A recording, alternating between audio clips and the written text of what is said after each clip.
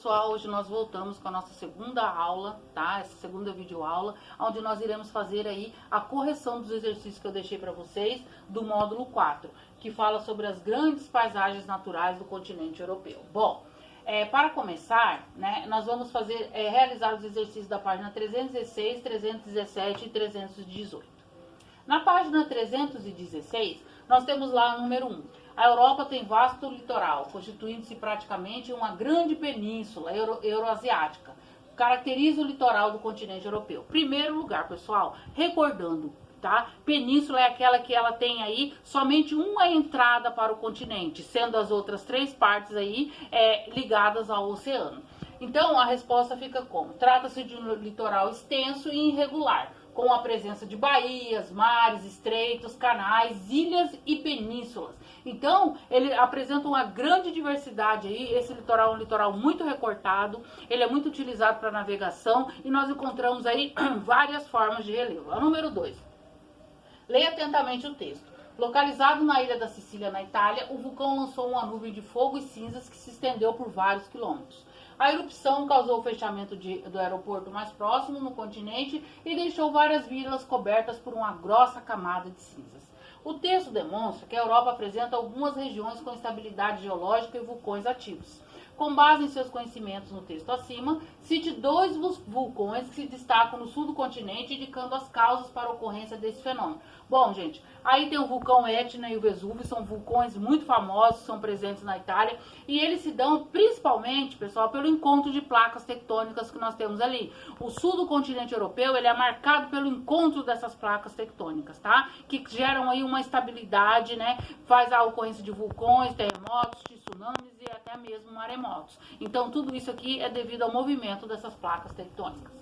Nós temos aqui a imagem na página 317. Nós temos ali uma pessoa, né, que está esquiando, e ele fala assim: o continente europeu apresenta alguns pontos de grande altitude que atraem muitos turistas, principalmente no inverno. Qual é o ponto mais alto da Europa e onde está localizado? Explique como as áreas elevadas são exploradas economicamente. Bom, gente, eu tenho um monte, né, o Monte Elbrus, na fronteira da Rússia com a Geórgia e o Azerbaijão.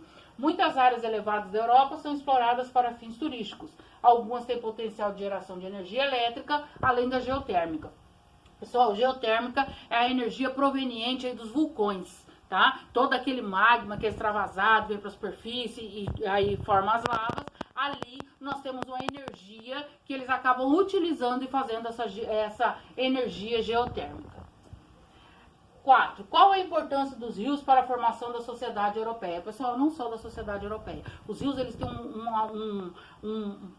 digamos assim, uma importância muito grande dentro de qualquer formação de civilização, de cidades. Se nós observarmos, as maiores cidades, elas cresceram em torno de rios, até mesmo as pequenas cidades, tá? Os rios europeus, a hidrografia do continente europeu é muito rica. Nós temos o rio Reno, o Sena, o Tâmisa, são rios de importância aí, tanto dentro do continente europeu, quanto até mesmo fora do continente. Então, os rios foram fundamentais para o povoamento, para a agricultura, para o transporte, para o comércio no continente. Então as pessoas acabam se fixando justamente por essas áreas daí chamadas de vales fluviais, elas serem muito mais férteis, eles conseguem plantar, aí dali eles tiravam os alimentos, os peixes, e ele também servia como via de transporte no começo da formação dessas grandes civilizações. Aplicando o conhecimento, página 317. Em uma viagem de férias, um grupo de estudantes resolveu desbravar as praias do mar Mediterrâneo. De acordo com seus conhecimentos, caracteriza a vegetação e a conservação da região. Olha só, ele está falando aqui de vegetação mediterrânea. Ela está perto ali do mar Mediterrâneo, né? Ela apresenta arbustos e árvores de pequeno porte, chamados de maguis e garigues. Parte da vegetação foi derrubada, substituída por videiras e oliveiras. Ali há uma plantação muito grande, né, das videiras que produzem as uvas e das oliveiras que produzem aí as azeitonas e assim o azeite também, tá? E elas são resistentes a secas e tem muitos lugares aí que infelizmente essa vegetação hoje dá lugar às indústrias e às grandes cidades. 2. Explique a importância da maritimidade para o clima temperado oceânico, presente em parte do continente europeu. Existe o clima temperado oceânico e o clima temperado continental. O clima temperado oceânico é aquele que sofre aí as intervenções do mar, né?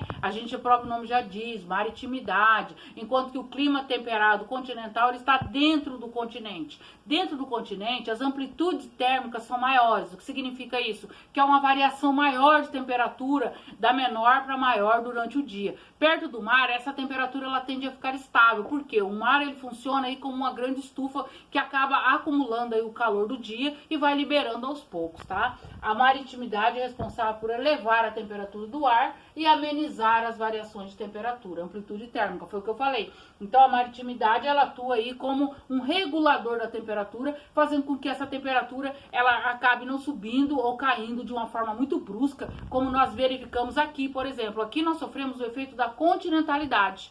A gente percebe que durante a manhã está ali em torno de 16, 15 graus, à tarde 30 graus e à noite já abaixa aí de novo mais uns 15 graus. Isso é uma amplitude térmica muito elevada por nós estarmos longe do mar. Perto do mar, essa amplitude ela é muito menor, cerca de 5 ou 6 graus Celsius aproximadamente. 3. A Europa vem liderando os países industrializados na condução do desmatamento global. Isso é o que atesta um relatório independente divulgado hoje pela Comissão Europeia. Segundo o estudo, o consumo de bens europeus levou a uma perca de floresta e de pelo menos 9 milhões de hectares entre 1990 e 2008. Esse número representa uma área do tamanho da Irlanda.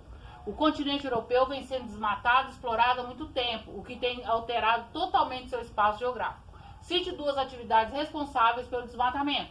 Bom, gente, agricultura, pecuária, industrialização e urbanização.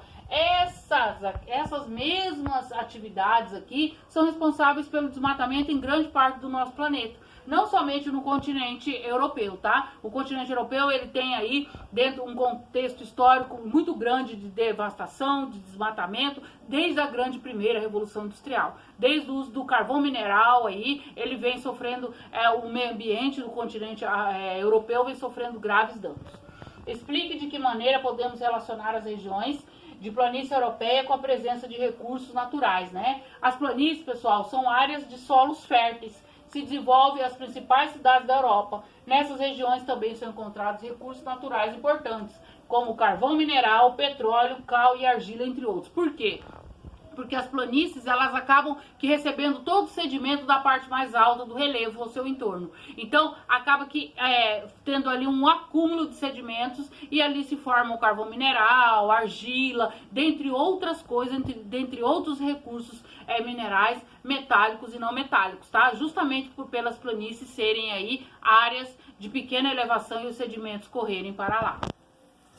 Bom, na página 318 nós temos um climograma, tá? Esse climograma, ele é uma ferramenta que permite análise de determinado clima em um local específico. A imagem abaixo é um exemplo de clima polar, comum, né, em determinadas regiões da Europa, principalmente no extremo norte. Pessoal, lembrando que essa linha vermelha, ela compõe aí a temperatura, enquanto que essas barras são o nível de chuva, ó, precipitação em milímetros, temperatura. A gente consegue perceber, né, que os meses aí de menor temperatura acabam sendo, ó, aqui abril, né, março, abril, maio, tá? É justamente essa época aqui, janeiro, fevereiro, dezembro, épocas muito frias. E ocorre aí, né, acaba que tendo aí um nível médio de chuvas. As chuvas, elas são bem distribuídas durante todo o ano. Bom, vamos lá. Indique o fator climático que ajuda a explicar a baixa temperatura nesse caso. A latitude, pessoal. A latitude, como eu disse para vocês, quanto maior a latitude, menor a temperatura. Nos extremos do nosso planeta, tanto no Polo Norte como no Polo Sul, essa latitude ela é alta, ela gira em torno de 70 a 90 graus, tá? E a latitude ela é a grande responsável por essa baixa temperatura nesses locais.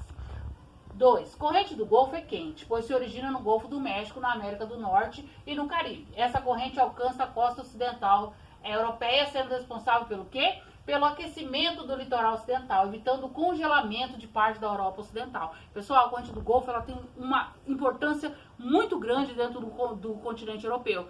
Ela consegue adentrar ali, ela é uma corrente quente que se origina ali logo próximo ao Golfo do México, aqui na América do Norte, e ela adentra ali dentro o continente europeu, fazendo com que esse mar, esses lagos não congelem aí durante o ano. Então ela acaba que amenizando essa temperatura. 3. A navegação fluvial é de suma importância para o processo de conexão do continente europeu. Os rios permitem a circulação de mercadorias e pessoas por diversos países do continente. Aí são exemplos de rios europeus. A letra A, o Volga, que é o maior rio europeu, ele nasce lá na Rússia, tá? E acaba desaguando ali em países da Europa. O Danúbio e o Reno. Tá? É claro que existem outros rios, mas é dentro da alternativa A que nós tínhamos aí os rios europeus. 4. Assinale a alternativa que contenha 3 exemplos de formação vegetal encontrados na Europa. A tundra, que é aquela vegetação bem adaptada ao clima mais frio, clima polar, aquela vegetação rasteira que fica congelada durante os períodos de inverno e acaba surgindo aí nos poucos dias de verão que ocorrem nos polos.